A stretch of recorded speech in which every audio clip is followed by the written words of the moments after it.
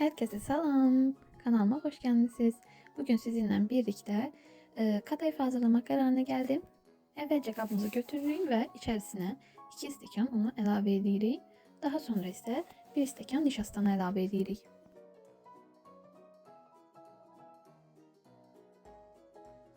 Yarım stəkan duru yağımızı da ilave edip ve üzerine 2 stəkan suyumuz evvelce 1 stəkan ilave edip karıştırıram. Daha sonra karıştırmak çetin olduğuna göre ikinci stəkanı da ilave edip karıştırıram. Bir qədər çox karıştırmaq lazımdır çünkü pürüzsüz bir xəmir alınmalıdır. Ona göre de çox karıştırmaq lazımdır. Xəmiri gözəlcə karıştırırıq. Xəmirimizin daha da pürüzsüz olmasına göre onu qəşəng süzgecdən keçirmək lazımdır.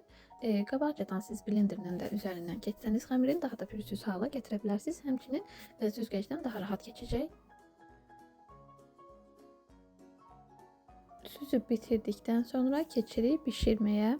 Benim elimde bu butulka var idi. Daha küçük butulka değilsə sizin için daha rahat tavaya əlavə eləmək olar. Elimde bu butulka olduğuna göre bununla elədim.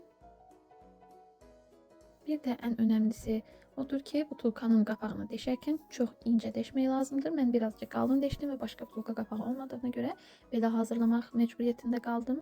Artık benim kadayıfım hazırdır. Hazırlayanlara nuş olsun. İnşallah güzel şirniyyatlar hazırlayarsınız. Bana abone olmayı unutmayın. Sağ olun.